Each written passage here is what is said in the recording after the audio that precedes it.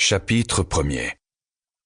Thanos avait un nœud à l'estomac, alors que le navire traversait la mer houleuse et que chaque courant qui passait l'éloignait un peu plus de son pays. Depuis plusieurs jours, il n'avait aperçu aucune terre. Il se tenait à la proue du bateau et regardait l'eau en attendant de finalement voir quelque chose. Seule la pensée de ce qu'il allait peut-être trouver, de qui il allait peut-être trouver, le retenait d'ordonner au capitaine de faire rebrousser chemin au navire. Cérès. Elle était quelque part là-bas et il allait la trouver. « Vous êtes sûr de ce que vous voulez ?» demanda le capitaine en s'avançant à côté de lui. « Je n'ai jamais vu qui que ce soit avoir l'envie de se rendre sur l'île des prisonniers. » Qu'est-ce que Thanos aurait pu répondre à ça? Qu'il n'était pas au courant, qu'il se sentait un peu comme le bateau, que les rames poussaient vers l'avant alors même que le vent essayait de le repousser en arrière. De toute façon, son besoin de trouver Cérès était plus fort que tout. Impérieux, il le remplissait d'excitation à l'idée de la retrouver.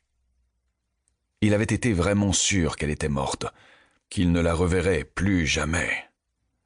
Cependant, quand il avait entendu dire qu'elle était peut-être en vie, la nouvelle l'avait inondé de soulagement, avait manqué de le faire s'effondrer. Pourtant, il ne pouvait nier qu'il pensait aussi à Stéphania, et que ses pensées le poussaient à critiquer sa décision et même, brièvement, à envisager de vraiment faire demi-tour. Après tout, c'était son épouse, et il l'avait abandonnée. Elle portait son enfant et il était parti. Il l'avait laissée là-bas, sur le quai. Quel type d'homme était-il pour faire une telle chose?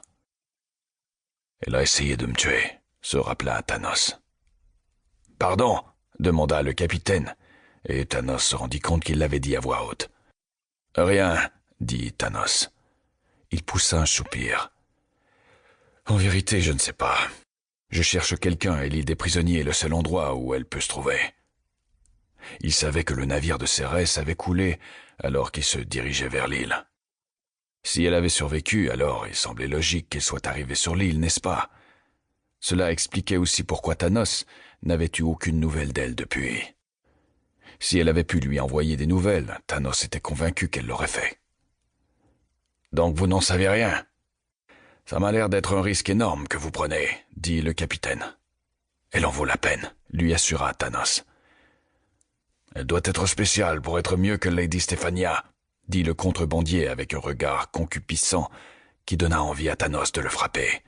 « C'est ma femme dont vous parlez, » dit Thanos, et même lui reconnaissait que ça posait bien évidemment un problème. Il ne pouvait pas la défendre, vu que c'était lui qui l'avait répudiée et que c'était elle qui avait ordonné qu'on l'assassine. Elle méritait probablement tout ce qu'on disait sur elle. Or, il avait peine à s'en convaincre. Si seulement ses pensées de Cérès pouvaient arrêter d'être entrecoupées de pensées de Stéphania, telles qu'elle avait été avec lui, au banquet du château, dans leur moment de paix, le matin qui avait succédé à leur nuit de noces. « Êtes-vous sûr de pouvoir m'emmener sur l'île des prisonniers en toute sécurité ?» demanda Thanos. Il n'y était jamais allé, mais l'île entière était supposée être une forteresse bien gardée dont il était impossible de s'évader. « Oh, ce n'est rien de difficile, » lui assura le capitaine. « On passe parfois dans le coin. Les gardes vendent certains des prisonniers qu'ils ont réduits en esclavage. Ils les alignent sur la rive attachés à des poteaux pour qu'on les voie en approchant. » Thanos avait depuis longtemps décidé qu'il détestait cet homme.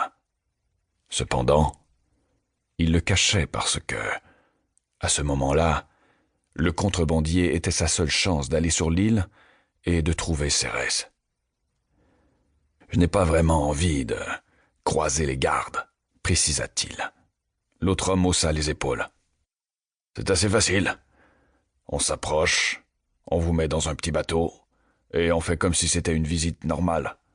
Ensuite, on vous attend au large. » Pour continuer à écouter ce livre audio gratuitement, cliquez sur le lien dans la description et vous pourrez l'écouter en entier sans frais grâce à l'essai de 30 jours d'Audible.